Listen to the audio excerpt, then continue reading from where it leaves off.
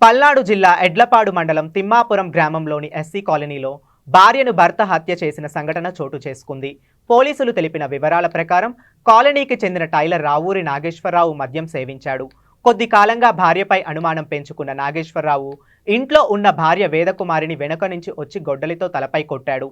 దీంతో కుప్పకూలిన వేదకుమారి కుటుంబ సభ్యులు స్థానికులు గమనించి చిలకలూరిపేట ప్రభుత్వ ఆసుపత్రికి తరలించారు. వైద్యులు పరిశీలించి అప్పటికే మృతి చెందినట్లు నిర్ధారించారు. పోలీసులు అదుపులో నాగేశ్వరరావు ఉన్నట్లు సమాచారం. కేసు నమోదు చేసుకుని దర్యాప్తు చేస్తున్నట్లు SI J Samuel Rajiv Kumar తెలిపారు.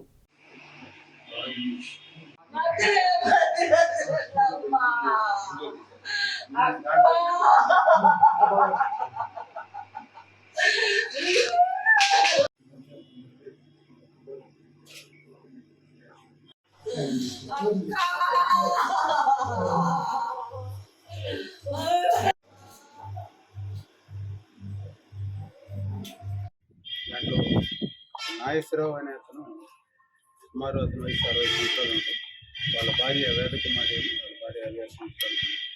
ఆమెని ముందు నుంచి ఎప్పటి నుంచో తాగేసి వచ్చి గొడవ పడుతూ ఉంటాడు. అదే అనుమానంతో గొడవ పడుతున్నట్టుగా తెలిసింది.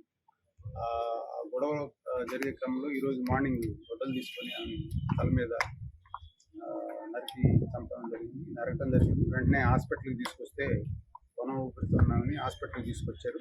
చిలకూరుపేటలో ఇక్కడ చనిపోతుంది.